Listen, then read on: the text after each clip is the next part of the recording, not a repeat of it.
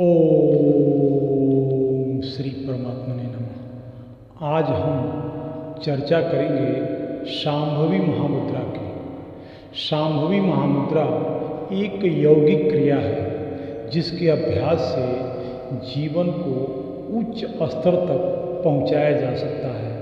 यह अन्य योग क्रियाओं की अपेक्षा अधिक शक्तिशाली व लाभकारी मुद्रा है जो हमारे भौतिक शरीर, मानसिक शरीर, ऊर्जा शरीर व आकाशीय शरीर को एक सीध में लाती है।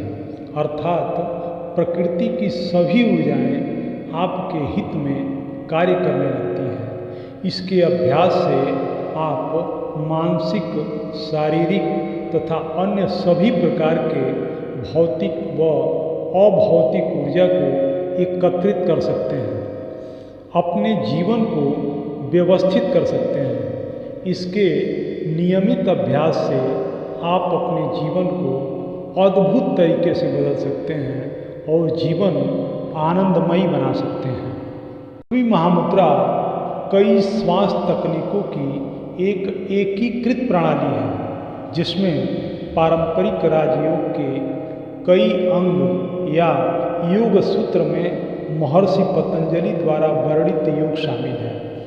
यह श्वास लेने की क्षमता में सुधार करने के साथ ही श्वास को साधने में साधक की सहायता करता है। इस ध्यान तकनीक से जातक अपने ज्ञानेंद्रियों को सक्रिय करने में सक्षम बनाता है, कई तरह की परेशानियों से निजात पाता है। शांभवी महामुद्रा के रूप में अभ्यास प्रारंभ करने पर यह पहले ही दिन से साधक को ऊर्जावान बनाती है।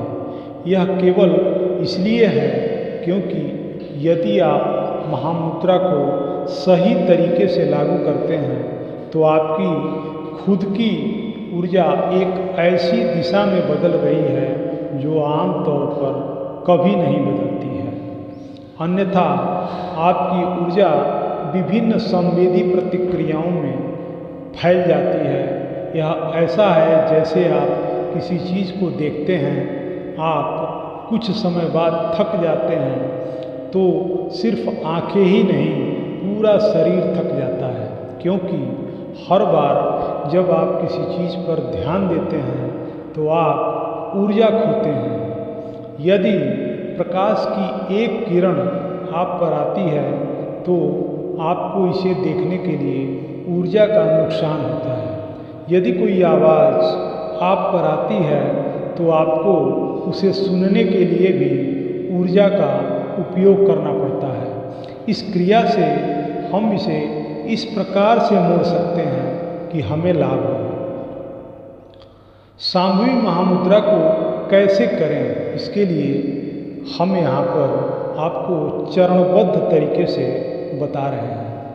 पहले चरण में आपको एक स्थान तय करना होगा। इसके बाद आप समय निर्धारित करें कि किस समय इसे आप अभ्यास करेंगे। दूसरे चरण में पद्मासन, सिद्धासन, सुखासन या स्वास्तिक आसन जैसे किसी भी ध्यान आसन में बैठें जिसमें आप सहज हों। अब उंगलियां ज्ञान मुद्रा या चिन्ह मुद्रा में ले आएं और हथेलियां घुटनों पर रख दें। तीसरे चरण में आपको इस मुद्रा में अपने भौं केंद्र पर ध्यान लगाएं। इसके अलावा और कुछ नहीं करना है। अपनी आँखों से हम वास्तव में उस जगह को नहीं देख सकते जहाँ दो भौहें मिलती हैं, लेकिन भौहों के बीच दृष्टि को केंद्रित करने का प्रयास किया जा सकता है। दोनों आँखों को ऊपर की ओर रोल करें और आईब्रो सेंटर पर ध्यान लगाने की कोशिश करें। चौथे चरण में अब आप दो भौहों को केंद्र में मिलने वाली दो घुमावदार रेखाओं के रूप में देख पाएंगे। यह केंद्र में एक प्रकार की वी आकार की रेखा बनाता है।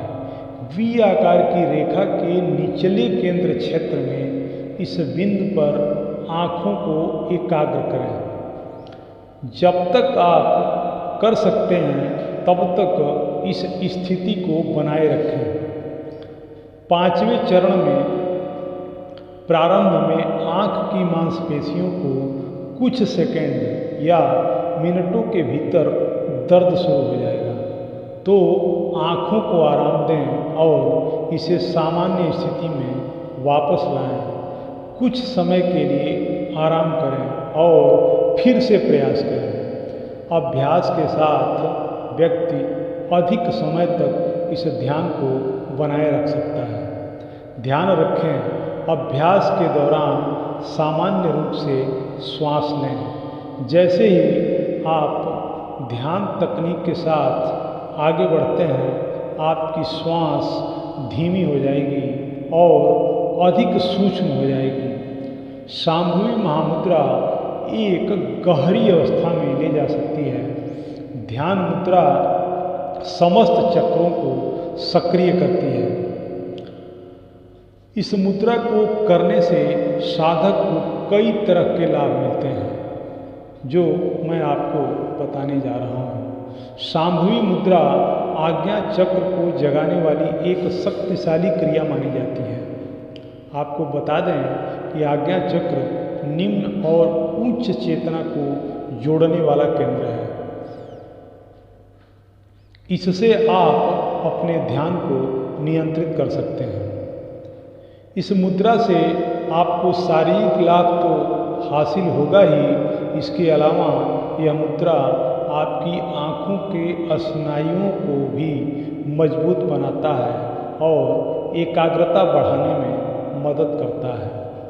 शांभवी महामुद्रा आपके मन और मस्तिष्क को शांत रखता है, अर्थात यदि आप किसी बात से तनाव महसूस करें तो इस मुद्रा की मदद से अपने तनाव को कम किया जा सकता है।